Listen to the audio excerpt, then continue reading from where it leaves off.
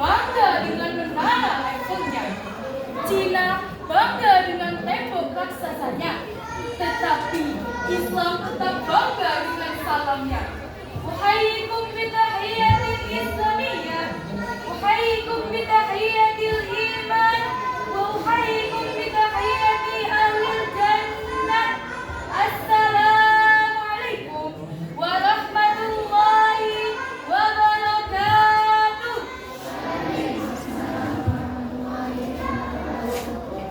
Alhamdulillah, wassalatu wassalamu ala rasulillah wa ala alihi wa sahbihi wa mawala. Allahumma salli ala sayyidina Muhammad wa ala ali sayyidina Muhammad. Amma ba'du. Pertama-tama, marilah kita panjatkan puji syukur kita terhadap kehadirat Allah Subhanahu wa Ta'ala yang telah memberi kita nikmat, terutama nikmat iman, nikmat Islam, dan nikmat kesehatan. Semoga kita selalu berada dalam lindungan dan rahmat-Nya. Amin ya Rabbal alamin. Sholawat dan salam tak lupa kita sanjung agungkan kepada Nabi besar kita, Nabi Allah Muhammad Sallallahu Alaihi Wasallam, beserta para sahabat, keluarga, dan pengikutnya hingga akhir zaman. Para dewan juri yang terhormat dan hadirin yang insya Allah dirahmati oleh Allah Subhanahu Wa Taala, saya Novadir Mala dalam kesempatan kali ini akan menyampaikan pidato yang berjudul keutamaan menuntut ilmu. Hadirin wal hadirah rahimakumullah, dari sejak kecil kita sudah diajarkan untuk menuntut ilmu. Ada sebuah ungkapan yang berbunyi, utlubul ilma minal mahdi ilal lahdi, yang artinya tuntutlah ilmu dari buayan sampai ke liang lahat. Coba yang di ujung sana, siapa yang suka belajar angkat tangan? Maka dia akan mendapatkan ilmu. Coba yang di ujung sana, siapa yang malas belajar? Maka dia akan merugi. Dahulu kala Nabi Sulaiman pernah ditawarkan 3 hal oleh Allah. Hai Sulaiman, kata Allah, hendaklah kau memilih yang mana antara ilmu, harta, ataupun kekuasaan.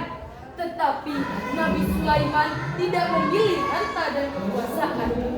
Beliau lebih memilih ilmu.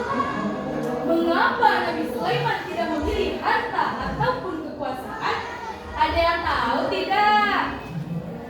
Karena dengan ilmulah Nabi Sulaiman mendapatkan kekuasaan dan kerajaan yang megah, hartanya yang berlimpah, perabotannya mewah-mewah, sampai istrinya pun cantik dan salehah. Masya Allah. Hadirin yang dirahmati Allah Subhanahu wa Ta'ala, dari kisah tadi menggambarkan kepada kita betapa pentingnya menuntut ilmu. Karena dengan ilmu kita bisa mendapatkan kebahagiaan di dunia dan akhirat. Namun tanpa ilmu kita bisa menjadi orang yang sesat, menjadi jahat, bahkan terlarang sampai masuk ke liang lahat. Na'udzubillahi min dzalik. Pantas Rasulullah Shallallahu Alaihi Wasallam pernah bersabda, "Man aradda dunya fa'alaihi bi'ilmi, wa man aradda al-akhirata fa'alaihi bi'ilmi, wa man araddahuma fa'alaihi bi'ilmi." Yang artinya, barang siapa yang menginginkan kebahagiaan di dunia, maka hendaklah ia memiliki ilmu. Barang siapa yang menginginkan kebahagiaan di akhirat, maka hendaklah ia memiliki ilmu. Dan barang siapa yang menginginkan kebahagiaan di dunia dan akhirat, maka hendaklah ia memiliki ilmu. Luar biasa kan hadirin? Nah, sekarang saya mau bertanya kepada semuanya, siapa yang di sini ingin sukses, kaya raya, dan masuk surganya Allah Subhanahu wa Ta'ala?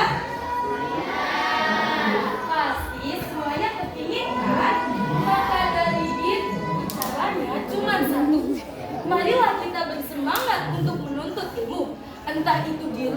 ataupun di sekolah. Karena Allah akan meninggikan derajat orang-orang yang berilmu. Sebagaimana firman Allah dalam Quran surat Al-Mujadalah ayat 11 yang berbunyi, A'udzu billahi minasy syaithanir rajim. Bismillahirrahmanirrahim. Ya ayyuhalladzina amanu idza qila lakum tafassahu fil majalis fafsahu yafsahillahu lakum wa idza qila shuzu fashuzu yarfa'illahu alladzina amanu minkum wallahu bima ta'maluna khabir. Yang artinya, wahai orang-orang yang beriman, apabila dikatakan kepadamu berilah kelapangan di dalam majlis-majlis, niscaya Allah akan memberi kelapangan kepadamu. Dan apabila dikatakan kepadamu berdirilah kamu, maka berdirilah, niscaya Allah akan meninggikan derajat orang-orang yang beriman dan mengangkat derajat orang yang berilmu beberapa derajat. Dan Allah Maha Teliti atas apa yang kamu kerjakan.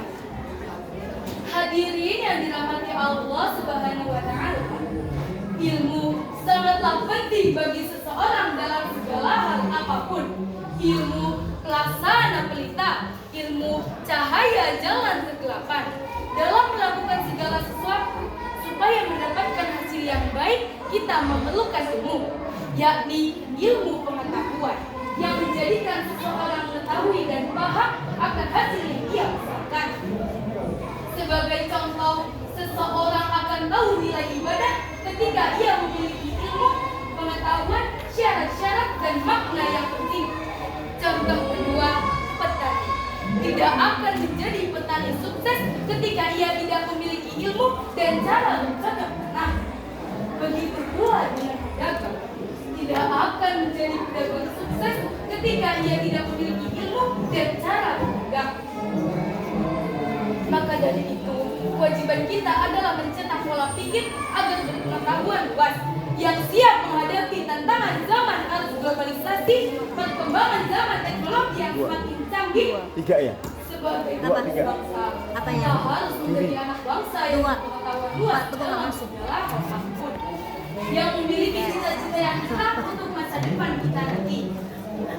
Sebagai penerus bangsa pula, kita harus menjadi anak bangsa yang memiliki semangat juang yang tinggi demi masa depan bangsa, karena masa depan bangsa ada di tangan kita sendiri.